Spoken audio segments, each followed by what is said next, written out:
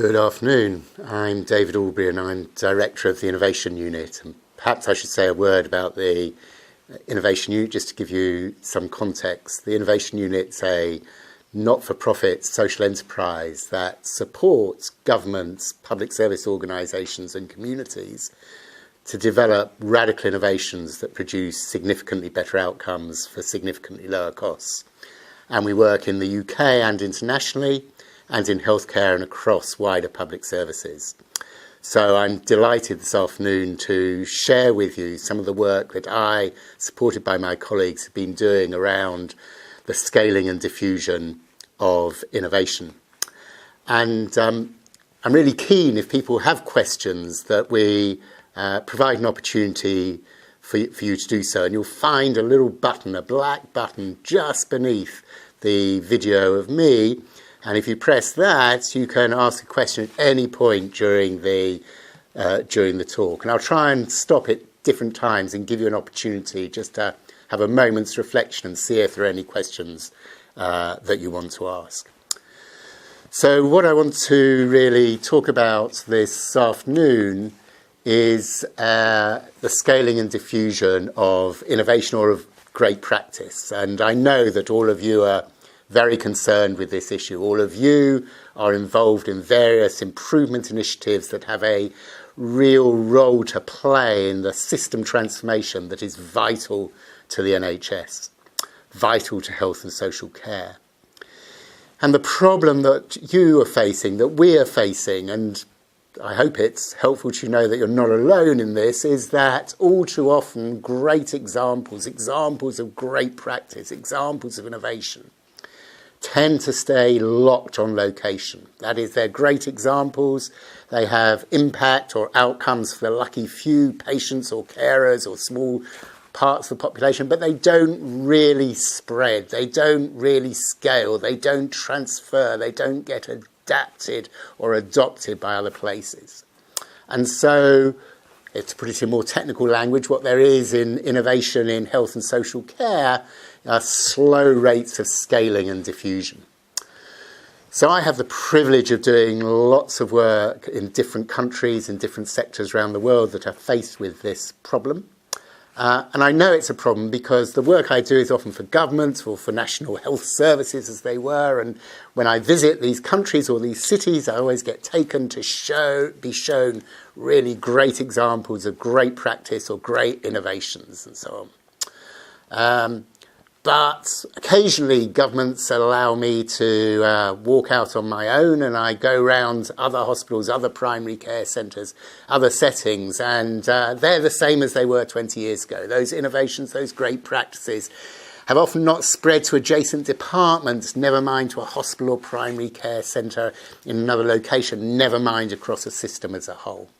And worse still, sometimes governments invite me back a few years later and take me to the very same places that they've taken me to before, because these examples stay, as I say, locked on location.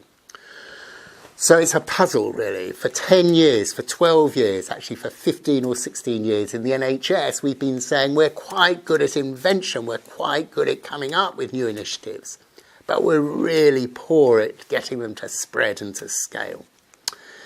And what I want to share with you this afternoon is work, as I say, that I and colleagues have been doing around why this might be the case. So we've looked back, not just across the great experience that there's been, and I hope you might filter in some of your experience during this webinar. Not just at that experience, but looking at what has been 5 decades of research on scaling and diffusion. Unfortunately, a battery of research that's seldom looked at by people in the NHS and social care. So I want to share with you, as it were, 5 myths or 5 mistaken assumptions about scaling. I want to share with you these. And these assumptions, these myths, if you like, as I go through them, and I'll pause after each one, as we go through them, I fear that we might think, well, that's sort of what I do, really. And the problem is that's what's happened. We've based our approaches to scaling and diffusion on 5 myths or 5 mistaken assumptions. So I'll go through each of those.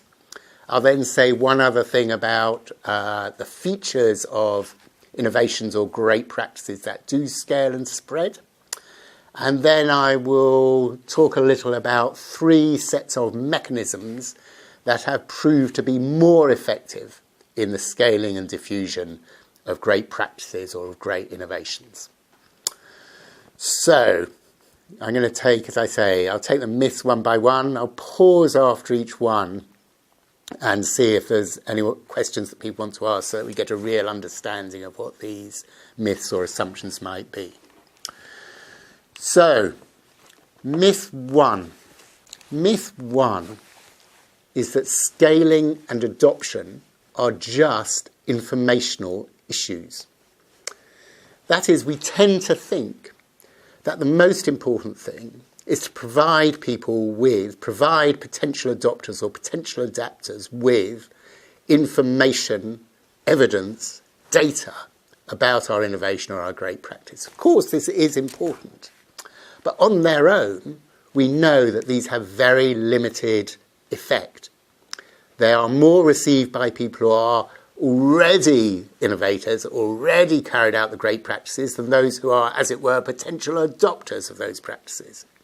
So all too often we rely on pamphlets, websites, exhibitions, conferences as ways of telling people about our innovation, telling people about our great practices, telling people about the improvements that we've made. And yet we know that these of themselves are insufficient. And we know this from a whole raft of studies, not just the experience in that, but a whole raft of studies.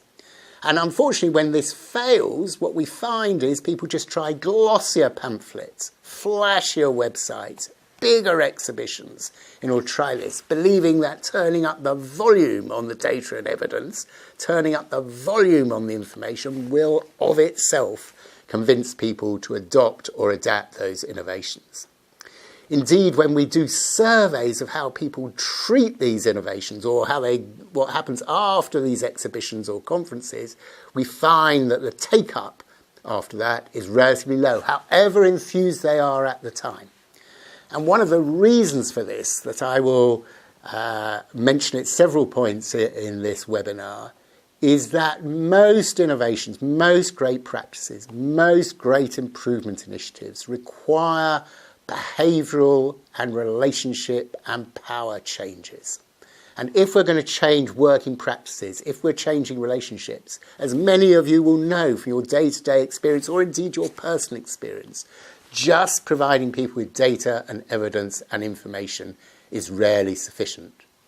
So scaling and adoption are not just informational issues. That's the first myth. Just going to pause to see if there's any questions that people want to ask me about that myth. Remembering the button beneath the video of me if you want to press that and ask any questions about this myth.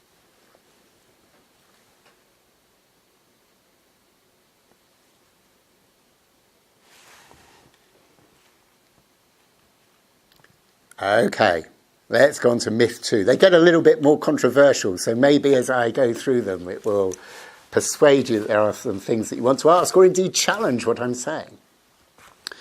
The second myth is a little bit more complex to get our heads around, but is a very deep assumption in the way that we think about improvement initiatives and the scaling of improvement initiatives or the adoption of improvement initiatives or of great innovative practices. And that is that our fundamental model, our mindset on this, is often we think about how do we spread the practices, how do we scale these practices through transfer from one organisation or one locality to another? How do we take a great improvement initiative that's taking place in one locality and encourage, stimulate, foster another locality to adopt it? And yet, if we look at particularly how radical changes take place, how radical innovations, how radical improvement initiatives spread, we find they don't just spread, or they spread not so often through transfer from one organisation to another or from one locality to another, but by the innovative organisation or the improving organisation, in a sense having a larger share of the sector, a larger share of provision, of expanding their span of control.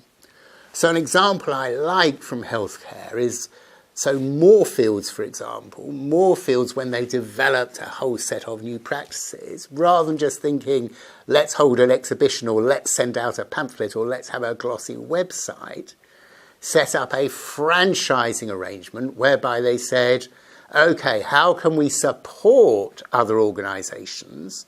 How can we create a franchise which, in a sense, both codifies the protocols, but over which we have some control, some span of control to enable these other organisations or other localities to take on, to practice those great initiatives and so forth. So rather than thinking about the scaling and spreading as a question of transfer from one organisation to another, often these involve spans of control increasing.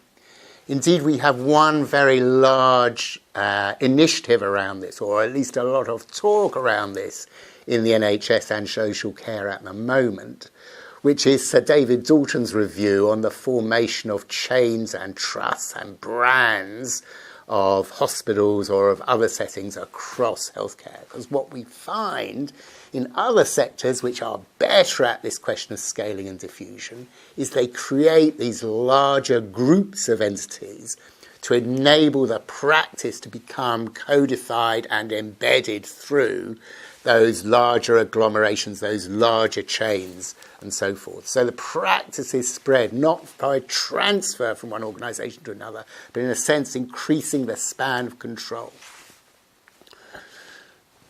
Another pause after myth 2. Chance for me to have a glass of water.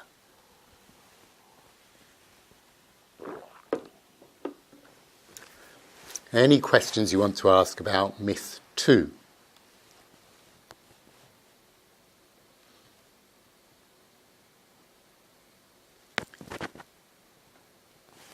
You can always come back to them. Myth 3.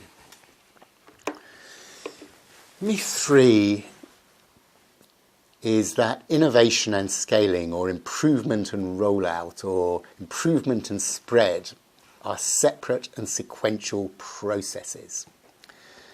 That is what we often think, what our assumption often is let us do this initiative, let's get it right on our home base or our home patch.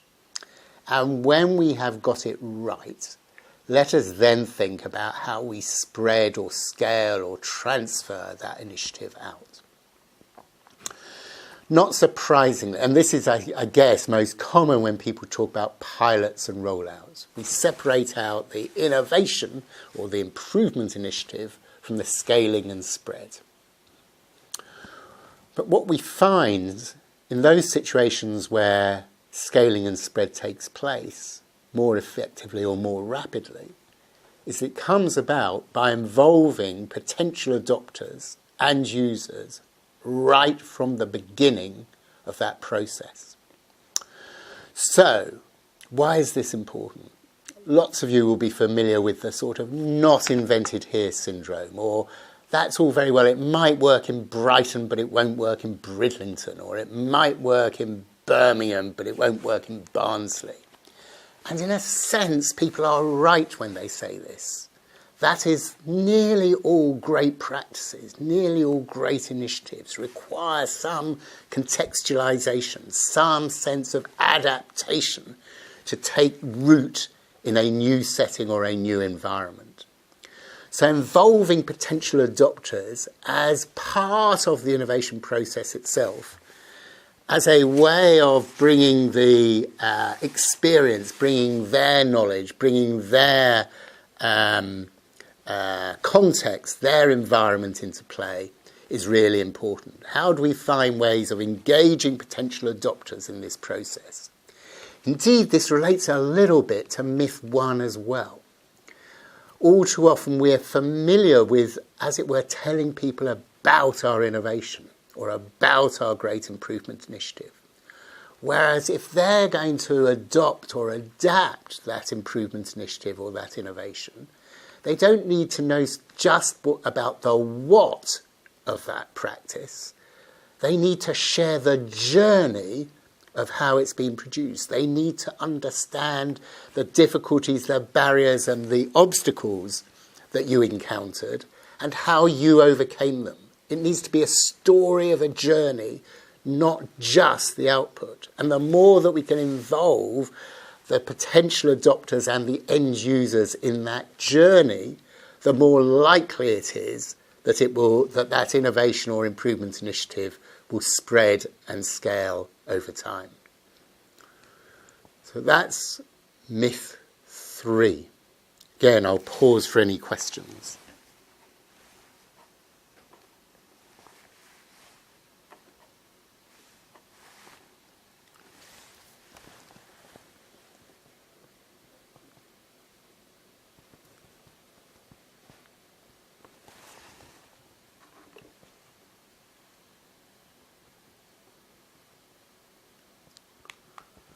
Okay, myth 4. Myth 4, I often think of as a sort of plumbing metaphor, really. It's a sort of notion that if we just increase the pipeline of initiatives and changes and improvements and so forth, surely some of them will stick. It's, if we increase the flow, enough of this must eventually, somewhere, some of it will stick and spread.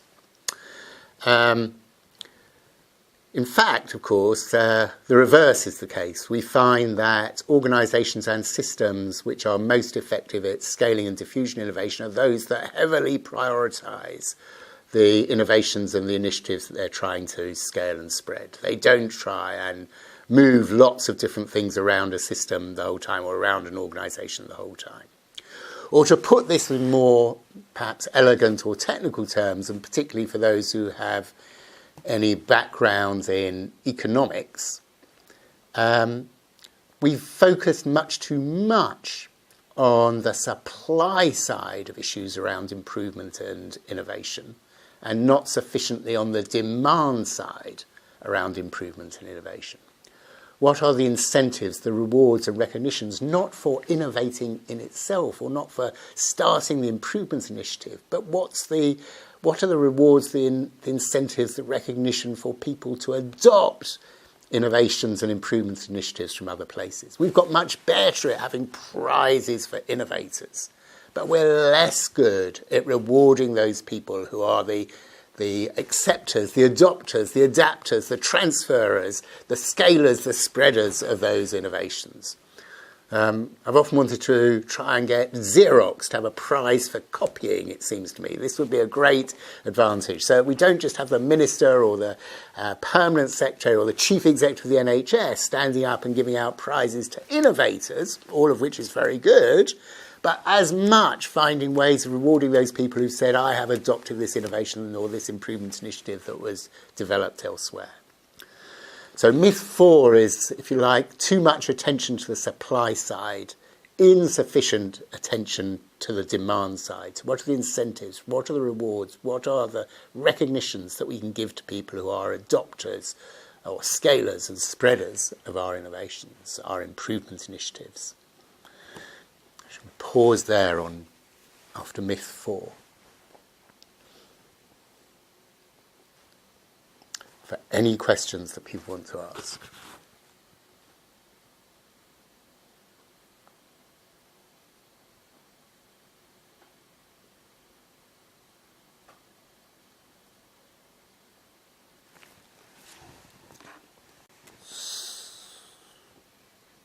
So let's take the 5th and final myth. And this is the myth that professionals are the key agents of scaling and adoption. This often turns out to be, in some senses, the most controversial. That is often when we think about how we're going to scale and spread our improvement initiatives. We think about the clinical and managerial networks involved. How do we best work our clinical networks? How do we best engage with managerial or commissioner networks in order to spread and scale our improvement initiatives? We rely on these professional networks as they being the key agents of scaling and adoption. Yet if we look at those innovation and improvement initiatives that really scale and spread, both in healthcare and beyond, we find that as important are the role of users, the role of patients and carers and families. After all, it is to their benefit that most of what we're doing is supposed to accrue. And so if we can find the ways in which we can engage with user networks as much as with professional networks, with user networks and organisations as much as clinical and managerial networks and organisations, we may find that there are great sources of energy and demand and mobilisation for the improvement initiatives that we are sitting there with. If they really have the benefits that we're talking about, then we can find ways in which we can mobilise those user networks and organisations to be active demanders of those innovations. And this first came home to me when, a few years ago, I was fortunate enough to be facilitating a set of seminars that were about developments in science and technology that might have an impact on healthcare in the future. And one of the people who spoke at one of these seminars was the head of research head of pharmacological research for a global pharmaceutical company. And it just so happened that he put up a slide at the beginning, a slide that probably many of you may well be familiar with, which was a slide about how long it took for particular drugs to move from clinical approval to widespread practice. And it won't surprise you to know that the length of time that it took from clinical approval, that is, going back to myth one, if you like, all the information, the data, the evidence is there, to widespread practice varied from a few years to a couple of decades or more. So on this diagram, it showed 10 or 12 major drugs that all of which had significant impact on different populations. And some of them, as I say, took a matter of a couple of years and some for a couple of decades. So I took the opportunity, maybe abused my role as facilitator of the seminar to say, that was a very interesting talk, but this slide at the beginning I'm very fascinated about. What makes the difference? What makes the difference? And he said, of course, clinical networks are important. We shouldn't ignore them in any way. But he said, once you've taken into account the strength of clinical networks, the next factor that's most important in whether these drugs spread was the strength of user networks. And the two examples that he took were the use of antiretroviral drugs in the treatment and care of people living with HIV/AIDS, where those drugs went relatively quickly into widespread adoption. Why? Because that community of people living with HIV/AIDS is quite a well-connected community, so that someone walking into a clinic in Sydney I'm going to get my dates wrong here, but in sort of 1994 or whatever, and being re-prescribed their previous drug regime, may well have turned round to their doctor and said, well, that's very interesting, but my friend in San Francisco, or my friend in Tokyo, or my friend in Paddington in London has just been prescribed these new antiretroviral drugs which seem to be more effective. So the community of people living with HIV/AIDS is well connected, transfers information around and become active demanders of those particular innovations. Those users become creatures, actors in the process of diffusing this and scaling those innovations. Whereas I think the other example he quoted was statins, which actually a large number of people in the Western world are affected by, again, dramatic impact drug, takes longer to go into widespread practice because maybe fortunately there's no community of middle-aged men about to have heart attacks. They don't connect in the same sort of way. They don't move that information around. So connecting in with user networks of those treatments, those conditions, those areas, those populations that we're concerned with in our improvement initiatives is a really key part of the ways in which we can begin to really build the scaling and spread of innovation. So it's not just It's not just professional, clinical and managerial networks that are key agents, but thinking about user networks and organisations are equally important. So that's the 5 myths. We'll take a slightly longer pause to see whether there are any questions you want to ask either about myth 5 or indeed any of the 5 myths that we've encountered.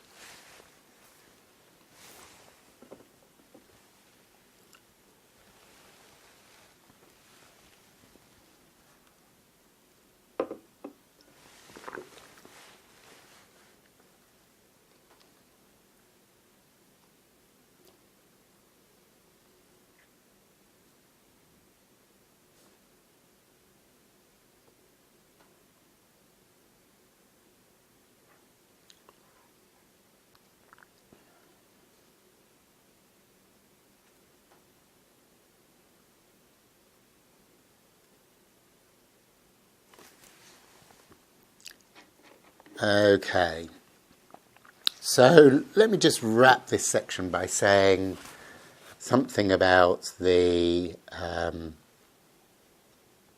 something overall about these. The confidence I have that these are active assumptions is very high because I often get invited and very pleased to help with sort of challenge prizes or the distribution of funds and so forth. And what we find not surprisingly, in those challenge prizes, those funds where people are bidding for funds to support their improvement initiative or their innovation and so forth, is frequently, almost invariably now, we ask people somewhere on those forms, we say, what's your proposed approach to scaling and diffusion? How are you going to spread your practices? And because I read many of these, I recognise that all 5 of these myths, all 5 of these assumptions are absolutely in place. That is, that people say, I'm going to hold a series of workshops, or these are the 4 sites I'm going to talk to about transferring, and I'm going to get it right and then we'll roll it out. Or not so much myth 4 maybe in this example, or myth 5, these are the clinical and managerial networks that I'm going to engage in. So we know these are very active assumptions in thinking about scaling and spreading of improvement initiatives. And looking across, as I say, the 5, almost 6 decades of research, I guess we should date this from work done in the Science Policy Research Unit in the early 60s, or Everett Rogers' work on diffusion of innovations. We know that there's a whole body of academic, thorough research on what makes for scaling and diffusion of innovations, not just in healthcare, but across. So there's lots that we should be confident about why these are both common assumptions and why they are mistaken assumptions. So I want to move on in a moment to looking at 3 sets of mechanisms that have been developed in recent years in healthcare and beyond healthcare, in other public services, in Britain and in other countries, which are starting to show significantly more promise in scaling and spreading innovation, scaling and spreading improvement initiatives in a more effective way. But before that, I ought to just say one other thing, which is about perhaps some of the nature of the innovations that are there. And this slide, this diagram, albeit in different words, is very common in the innovation and the design literature. You can find this in many places. I'm not for one moment taking this as something original in this. It's about the quality of innovations or improvement initiatives that are scalable. Doesn't necessarily mean that they go to scale, but they are at least scalable. And the importance of this is really that all too often I think we focus just on one or perhaps 2 of these dimensions without thinking about all 3. That is, understandably and properly, we are often thinking about what the desirability is of our improvement initiatives. We are looking at whether those practices will improve outcomes or improve user experiences and so forth. And this, of course, is the goal of it.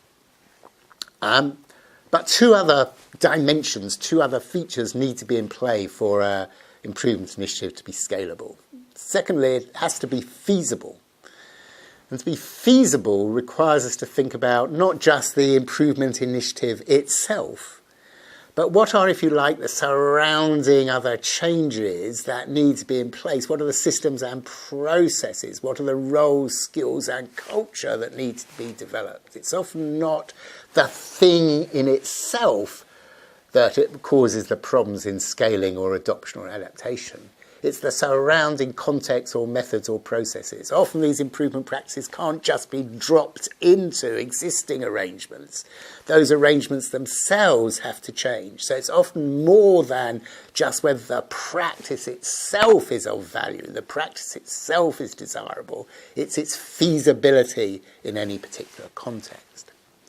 And secondly, we have to ask, as indeed increasingly, of course, we are asked about the viability of these initiatives. Whilst it may be desirable, are there the necessary contracting and payment mechanisms? Will it produce a return on investment? Will the necessary upfront expenditure on it be repaid by the savings that will accrue in later times? So as well as the sort of mechanisms that I'm going to talk about, there are qualities of the improvement initiative and issues in the context in which they're going to place, the settings and the culture and the environment that are equally important. So let me I'm going to talk about three effective sets of mechanisms to scaling and widespread adoption. And I've given them names: organic growth, mobilising demand and enabling conditions, just so that hopefully they have a bit more stickability with a little bit of a name attached to them. Though there are practitioners of these approaches around the world who may not recognise these names. So you shouldn't take it as sort of just because somebody's not talking about organic growth as the way they're doing it or using the exactly same terminology. It's about different sort of mindsets and mechanisms that are important here. So again, what I'm going to do is say a little bit about each one, some of the key features of it, and then pause after each of those sets of mechanisms again to see if there's any questions, and then we can come back at the end maybe if there's some more general questions. So let me start with one on organic growth. I think many of you will be familiar with the language of this first one. Indeed, you use a slightly different term. You talk about collaboratives, but I think in essence, there's a long debate in the literature between the difference between collaboratives and communities of practice and action learning sets. But for the sake of this, I'm not particularly bothered about this. This is the notion that it is always better, if we want to scale and spread improvement initiatives, to have more than one site, if you like, more than one place involved in this, to have a community of practitioners who are together developing their improvement initiative or their innovative practice. And the reason for this is that if we develop it just in one place, it will inevitably have taken on features of the context and culture in that place. That is, it will, if you like, be imbued with the setting of its origin. Whereas if we have 4, 5 or 6 or 10 or 12 different sites involved at the same time, collaborating to develop this particular practice, it increases its generalizability. It increases the possibility of its scaling. It has less the marks and inflection of its particular origin, but has more general features built into it. So there's some part about bringing together people who are committed to the same sort of initiative, same sort of practice, bringing them together in this community so that they can collaborate, they can learn from each other, they can develop together what this practice or this initiative might be. But we know from all the myths I've discussed that it's not enough just for these people to together develop this initiative and then, as it were, to try and scale and spread it across other places or other sites or other organisations. So what we do in this approach is to surround this community of practice with a community of engagement.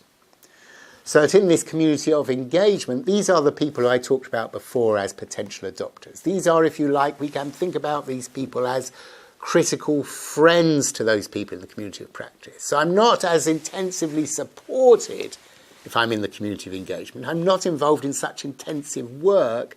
I'm not developing the initiative in my hospital, in my primary care setting, in my social care setting at the moment. I'm acting as a critical friend to those people in the community of practice. And the secret is, how do we create meaningful interactions between the community of engagement and the community of practice? How do we do this in a way that enables the potential adopters not just to be helping to enrich the improvement initiative that the community of practice is developing, but they're starting to think, at least subconsciously and often explicitly, of, well, that's all very well, it might work like that there, but in order to work in my setting, in my environment, in my culture, in my context, it would need to be adapted in this sort of way. They're already part of that journey with them. So often when we're setting up, when the innovation unit, the organisation of which I'm privileged to be a director, is involved in innovation programmes, and you ask for people to bid, to receive funds, and so forth, we never ever reject people in that process. We say, you might not be selected as part of the community of practice. You might not be getting the intensive support. You might not be getting the high level of support funding or whatever it might be. But we'd very much love you to continue to be part of this programme and to help us tease out the problems of these practices as they're developed, of these initiatives as they're developed. Indeed, it doesn't surprise me often that we don't scale and spread when we've invited people to apply for funds. We then give the winners these funds and support, and then we reject a whole set of other people, only to go back to them 3 or 4 or 5 years later and say, by the way, we didn't invite you to our party last time, but would you like to have the sort of party bag that we've got as a takeaway? Not surprisingly, people don't like that. They don't like having been rejected from something and then being asked to take on something that was produced by the winners. So finding these ways of bringing together the community of practice and the community of engagement is a really important part of this. How do we find the meaningful interactions? And some of this will be face-to-face, maybe, and some of it will be virtual. So a programme that I and colleagues are involved with, large 3-year programme in Australia, the community of engagement has some activities of its own. It meets from time to time with the community of practice, but it has a sort of virtual dialogue with the community of practice all the way through. But it also has a third community. These are the people who are it's not even their potential adopters. They sort of say, well, yes, I'm interested in what you're doing. Put me on the mailing list, or let me know if you're having a seminar or whatever. So these are sort of people, if you like, who, in a sense, we are using some of those mechanisms from myth 1. We're trying to find ways of continuing to deepen their interest, continuing to maintain or deepen their interest in the initiative that's going on. And again, we'll be doing this generally through broadcast media or through social media as a way of keeping them engaged, and with the intent of all the time trying to gradually recruit from the community of interest into the community of engagement, and from the community of engagement into the community of practice. Which is why we talk about it as organic growth. So when people say to me, how do you transform the NHS, or how do you spread this particular improvement initiatives, I think it's not very helpful to think, how do I spread this to 600 other organisations, or how do I spread this to 13 or 14 other AHSNs, or how do I spread this across the whole country? The question is, how do we continue this organic growth process? If I've got 12 people in the community of practice, often we have sort of what we call buddy sites, we suggest. If each of those 12 sites in the community of practice each has 3 or 4 buddies, that gives you another, if my maths is good enough, sort of 35, 45, 50 other sites involved. And as you bring those into community practice and they create another 4 and 5, we can get this sort of exponential or organic growth. And the other reason I like the term organic growth, have to say all these terms I've stolen from other people. It's not the invention of me. All these terms I love about organic growth is, of course, it needs fertilising and nurturing to do this. We need to, it's not something that just happens of itself. We need to be able to spend some time not just supporting the community of practice, but genuinely supporting that community of engagement and genuinely communicating and engaging with that community of interest. These are managed and structured, not over-managed or over-structured processes, but they require some ways to do this. But we see in examples around the world, in the US, in Australia, in Canada, indeed in many developing countries, this sort of model in place, this model of the people who are the practitioners, the community of potential adopters surrounding them, and those people who are interested being kept actively engaged. And it's not something, this isn't sequential, I guess, as I look at the slide now, some sense in which there's a sequential process. This is there from the beginning as we set things up. But it's never too late. It's never too late. So that if you already have your collaborative, think about what that community of engagement might be that you could surround it with, what that community of interest, and how you maintain that. And think about at least some resource, instead of, as we often do, focusing it on the community of practice, also think about how some of that resource can be put to use to support the community of engagement and some of it the community of interest. I pause. That's organic growth. That's one set of mechanisms. So anything you'd like to ask about those?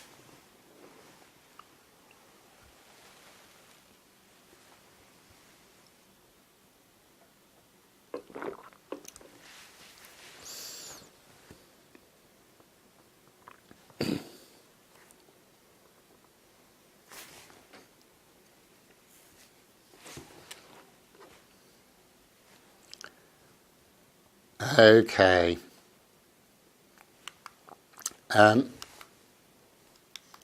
Sorry. Let's go to the second. In a sense, this is if the first example of organic growth is very professional and practitioner centred, this second set of mechanisms thinks about this the other way around. Instead of thinking about it inside out, if you like, growing something, this thinks more about outside in. How do we mobilise demand? Or this comes from a very different tradition. That first tradition comes from sort of innovation literature. There's lots written about communities of practice and communities of engagement. This second draws on a different set of experiences, a different set of literature, a different set of examples, which is about how do we really build a social movement around some of our initiatives or some of our practices. Transforming the NHS is not a trivial matter, and in many ways, doesn't need me to tell you the figures, 120 billion pounds a year, employs 1.4 million people in the NHS. We're talking about a lot of people that we're trying to change, and that's without counting those most important people, which are the sort of patients, the users, the carers in this system. So we can say that we're talking about a system that really probably engages the best part of all the population. So how do we galvanise 55, 60 million people into this process? And when we look at those examples around the world of large-scale mobilisation, large-scale change, of really beginning to build these social movements, then we see four really critical components to it. And it's those four mechanisms, if you like, that I want to just spend a few minutes talking about, that are common to these movements, whether they be the civil rights movement in the US, whether they be the gay liberation movement, whether they be the ecological movement, or indeed whether they be some sorts of campaigning organisations that achieve this. And there are four parts to it that are always in play, four sets of mechanisms.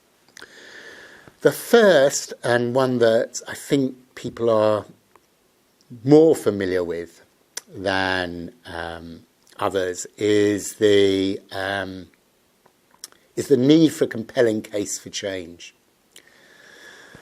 Often this is something people do at the beginning and then forget, or Oh, yes, I had to write that for the application form. Or, oh, yes, it's tucked away somewhere, right? But the compelling case for change is really what provides passion and urgency. Every one of you, and as importantly, every one of the people that you are trying to engage with in health and social care, amongst patients and carers, has 1,000, if not more, priorities on their time. They have lots and lots of things that can fill their day. They have 100 different matters they're trying to engage with. So in order for this to be, really create some passion and urgency, that the scaling and spread of this improvement initiative, the adoption and adaptation of it, comes higher up their in tray, if you like, there has to be a really compelling case for change. And actually, we know quite a lot about these compelling cases for change over the years. We can see it, not just in social movements, but in great innovations that scale and spread. What are the qualities of these cases for change that make a difference? And they're not 25 volumes of statistical data. They're not a long business case written, as it may well be required at some points for some commissioner and so forth. They are really powerful and compelling statements about what the problem is that this improvement initiative or this innovation is trying to address. And they're generally, well, not more than generally, they have both statistics and stories. They appeal to people rationally and emotionally. They suggest to people, they really bring to the forefront the nature of the experience, the nature of the outcomes that they're trying to change. And having voices in those cases for change, having voices, whether they be just quotations in some infographic or voices on a video or a podcast, as well as the hard statistics and evidence is really important. Of course, in clinical and medical environments, we are used to the importance of evidence. And I don't want to detract in any way from that evidence and that data that's important. But as important in really creating the passion and urgency for change is what appeals to people emotionally. What is the story as much as the statistic that is going to encourage people to really want to change? So that sense about the compelling case for change is there. And sometimes this is a poster, great infographic. Sometimes it's a short video. There are some great examples around now, really powerful videos that do this in 2 or 3 minutes that are there. But this isn't something you just do at the beginning of the project. Indeed, one of the striking features for me about some of the great programs that I've been privileged to be part of is that people constantly go back to that case for change. They remind themselves. In one program, it's a sort of ritual at the beginning to go back to the case for change every time they meet, and they say, why are we doing this? What is the problem that we are trying to address? How can we refine and build that case for change so it's ever more compelling and ever more powerful? The second mechanism is it's got to have some inspiring guiding vision. If the case for change is providing you with passion and urgency, the guiding vision is something about the ambition and the direction of our initiative. It's something about what we are aiming to achieve through this. It's not the detail of it. It's sort of what is it that we're really trying to achieve through this improvement initiative, through this innovative practice, through this set of improvement initiatives, through this set of innovative practices there might be. What's the vision that we're trying to aim for? And again, this isn't a long, detailed guidance note from sort of the Department of Health or the NHS executive. It's often a set of bullet points or images about what it is that we're trying to create. It's something that people can hold in their mind. So if you were to go to, I don't know, let's go to New York City and visit the iZone in New York City, which was a program to transform the public school system in New York. And you ask people about the vision, they can tell you about what that is, what the 4 or 5 elements. They won't get it word perfect, but it's sort of ingrained. It's an image that stayed with people. They can relate to, they can hold it in their head. It provides some ambition and direction for organisations to move in and individuals to move in. So if you like, the case for change and the guiding vision are sort of bookends. The case for change providing passion and urgency, the guiding vision providing some sense of ambition and direction, of goals that you want in this. Lots of that's very familiar. You could find that in many standard texts on change management, theories of change, and so forth. But two other features, two other mechanisms that are really important in this sort of approach around social movement building or mobilising demand. The first I've already mentioned, and sitting along the slide at the bottom, is about active user and professional network building. It is no accident that some of the great innovative companies in the world spend a large amounts of resource in maturing and supporting their user groups. So Apple spend a phenomenal amount of money nurturing, fostering, building that user group as a source of both of demand for their products and indeed of insights about the sorts of products and practices that they should develop. So active user and professional network building is really important. But as important, more important perhaps, is one other feature which is very different from the ways in which we've often thought about change practices or building or programs of innovation in health and social care. All too often we adopt a sort of sheep and goats or a in and out or a winner and reject type notion in these programs. You're either part of it or you're not part of it. So let me take one example of an organisation. So many of you will be familiar, you may not agree with it, that doesn't matter, but Greenpeace has grown from a very small organisation to a very large organisation. And to become a member of Greenpeace, I don't have to tie myself to the front of a trawler. There are many ways in which I can be a member of Greenpeace. I can just buy a T-shirt. I can be part of a local discussion group. I can join a policy forum. I can start a local recycling activity. There are many, many different pathways to participation in becoming a member of Greenpeace. And yet all too often, when we're trying to scale and spread initiatives or practices, what we find is that we say to people, you're either part of it or you're not. You're either undertaking this, you're either going to do this improvement initiative or you're not. We don't think about the different levels in which people might engage. So as I look around it, again, those programs, those initiatives where there is more success in how we, in scaling and spreading, what we find is there are many different ways in which different stakeholder groups can engage. Indeed, people have started to formalise this a bit more and saying, okay, I'm thinking about this. I'm trying to think about how do we engage, how do we engage more clinicians in health coaching? Well, of course, they can go on a training course. Here's one way, but maybe there's another 7 or 8 ways, 9 or 10 ways in which each of these stakeholder organisations, individuals within these organisations, individuals in these networks can engage. How can we create a sort of, some other writers talk about ladders of participation, ways, different ways in people which will engage in it, which is without them having to tie the front of their trawler before we'll even consider them, before they will become, yes, I'll sign up to be a full-blooded adopter of your improvement initiative. How can we create this? So you can see,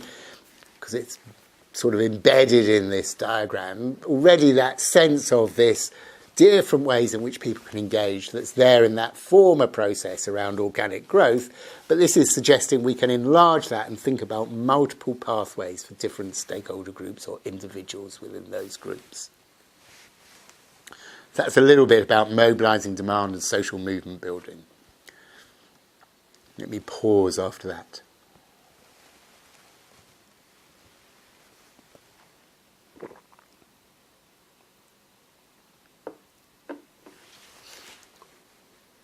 Just in case there's any questions.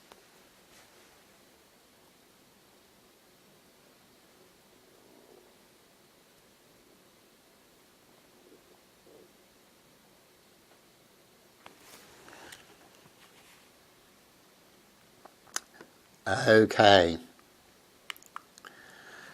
So let me say something about enabling conditions.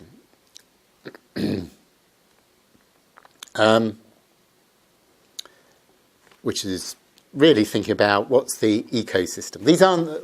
These 3 approaches, organic growth, mobilising demand, enabling conditions, aren't discrete. Some of the best approaches that I've seen to scaling and diffusion take elements of all of these approaches and weld them together into something that's meaningful for that particular country or setting or service or whatever it may be. But in the enabling conditions, this is a very schematic diagram, in the enabling conditions there are 5 buckets that are, which are critically important in having in place if we really want to achieve effective and rapid scaling and spreading. Some of these I'm sure are familiar to you, so let us just move across each of these 5 buckets. Much is written about culture and leadership, and we know a lot about the nature of culture and leadership in innovative organisations or organisations that are continuously improving, high-performing organisations. We know that they are led by people who are not just talking about the most senior person, they're led by people at all levels who are passionate about outcomes, who are searching for ways of improving the outcomes of their organisation. We know that in these organisations, the culture and leadership is one that embraces, encourages well-managed risk-taking. We know that they're organisations that are diverse, are generally not very hierarchical, that they embrace perspectives from different disciplines, different backgrounds, different levels in the organisation. We know they're very outward-looking and so forth. But there's one feature that is common, well, there's more than one, but there's one thing that I just want to focus on for now, because it just strikes me in the programmes that I've had the privilege of working with, which is about leadership or sponsorship or championship in this. Given what I've said before and some of what I'll repeat when I'm talking about this mechanism, about it's not just the initiative itself, it's not just your improvement initiative or the innovative practice, it's about the context and the relationships and the working relationships and the power and so forth. And therefore, if an improvement initiative is going to be embedded in a new organisation or indeed embedded in your own organisation, at some point it is going to require the active sponsorship and championship of people at the top of that organisation. And unfortunately, we can often fool ourselves because we found the enthusiastic consultant or the enthusiastic practice nurse or the enthusiastic practice manager who looks like a champion of it and often is a champion. And of course, it's important to get those people on board. But we also have to work at the level of the organisation that is above that or that is the most senior, who have the power or the influence or the authority or the sponsorship or the legitimacy to help move those surrounding contextual issues forward that are so essential in really embedding those improvement initiatives. So attentiveness to the wider culture and leadership of organisations is really, really important in scaling and spreading this.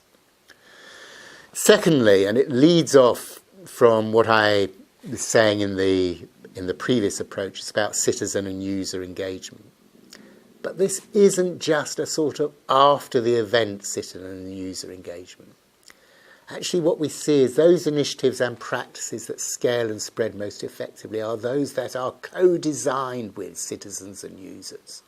They're improvement initiatives not just that are clinically led, though clinical leadership is, of course, vitally important, but they are literally co-designed and co-developed and truthfully often are co-delivered by users, by patients, by carers, by their families, by communities and so forth. So citizen and user engagement, co-design, becomes something of a buzzword, but so important. We can see it in those practices that really scale and spread. Isn't just about engaging user networks or user organisations, as I say, just as mobilisers of demand or something, but how do we actually involve them in the process of developing, of designing our improvement initiatives, or in continually refining those, because you may already have it, but can we embrace, can we find a way of bringing citizen users into that space and saying, look, we've developed this initiative. We think it's, I don't know, the phrase I often use. I think we're probably about 80% right on it, but we could really use your help in getting it 20% better or whatever it may be. Some active, genuine, authentic engagement of users is really, really critically important in making this happen, making this scale and spread. The third bucket I want to talk about is about support and investment. All of you will know that having some money, having some resource, creating some space is really, really, really helpful. And again, I don't want to take away from that. It's important. Often one might need to backfill or acquire some additional resource or whatever it might be. And some additional funding is critical in that. But as important is support, is the sorts of people who are skilled in the methods, the approaches, the facilitation of these sorts of communities, the ways in which they're set up. It goes back to what I was saying about the journey.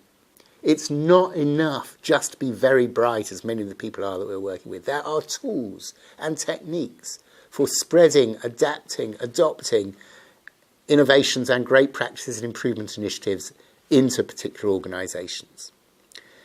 And just telling someone about the innovation or about the improvement initiative isn't sufficient. Helping them, providing them with tools and frameworks and processes for doing that is really key. Giving them money is important, but how that money is used to bring in the very best of frameworks and approaches to support that is really key. And whether it be an organisation such as the Innovation Unit, which I'm proud to lead, or the King's Fund, or the Hay Group, or your AHSN, or health education. We all have different parts, different bits of this jigsaw, this panoply of support mechanisms that are there that are really vital. But it's not just enough to be, however bright it is, there are tools and techniques that one can use. So that support and investment is really critical. Helping people along that journey, helping people overcome the barriers and obstacles is really important. Equally important, as I mentioned earlier on, and I don't want to dwell on now, is about rewards and recognition. How are people going to feel good at the end of this, at adopting or adapting or spreading or scaling the initiative and things? What are the mechanisms we're going to do for that? Not just for ourselves feeling good about it, but for all those other organisations feeling good. So what are the rewards and recognition? And this may be about money, but in my experience, actually, for dedicated health and social care professionals, it's not the money might be important at the sort of support end of this, but as important to them is some sense of praise and acknowledgement and feeling part of some community that has really developed this together. And then just a final word about regulation and openness. I talk about openness because for an organisation to adopt or adapt a great initiative or a great practice requires them to be open in some way. But I'll say something, I don't know obviously who's on this call, but just something more about the genuine regulatory environment for this, which is perhaps important. I'm very happy to expand on it if people want to ask me any questions. I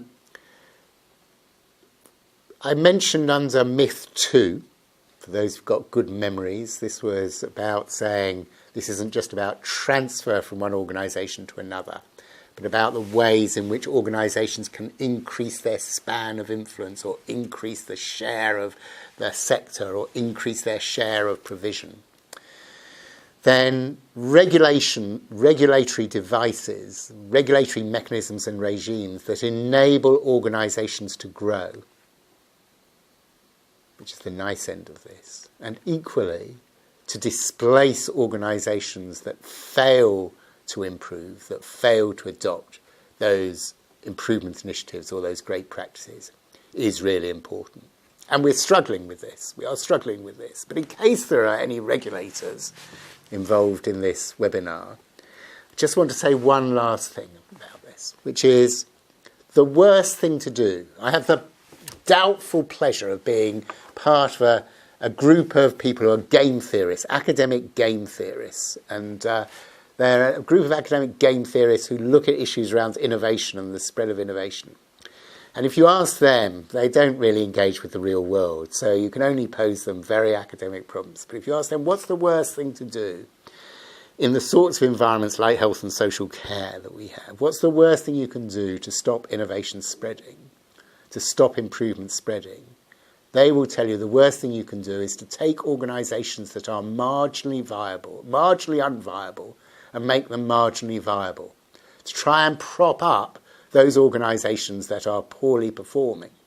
Because the way in which innovations and improvement initiatives spread is by high-performing organisations scaling and spreading, whether it be through franchise, whether it be through chain formation, whether it be through merger, whatever it may be, that allows this to happen is the most important way, they would say, in which radical innovations, radical improvement practices change and spread. So unfortunately, all too often, in the what looks like the best interests of patients and carers at the beginning is how do we support this marginally unviable organisation to become marginally viable, we lose the possibility of really effectively scaling and spreading improvement and innovatory practices across our systems.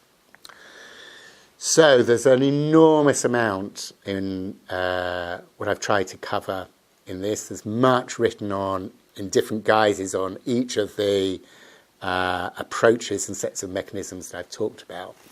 But I hope I've given you enough of a flavour of some of these to be able to think about it, or more importantly at this point, maybe to ask me any questions you have. And I get worried because we haven't had any questions, so I'm just going to iterate. There's a little black button just underneath the video screen that if you press, I think you can just type in a question, any question that you want to ask about any of these 3 sets of mechanisms, or any of the 5 myths, or indeed anything about scaling and spreading of innovation, I'd be delighted to answer.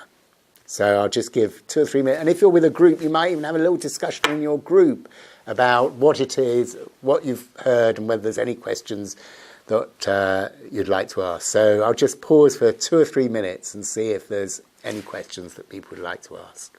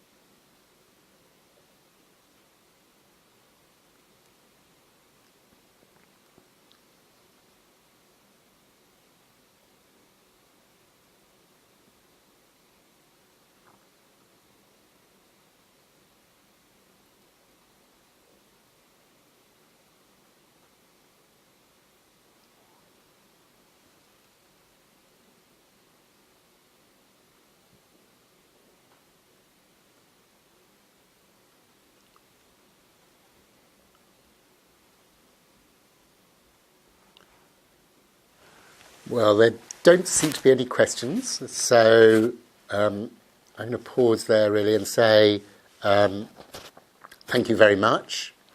I hope this webinar has been useful for you, has provoked you, some of your thinking about scaling and spreading and diffusion and adoption and adaptation.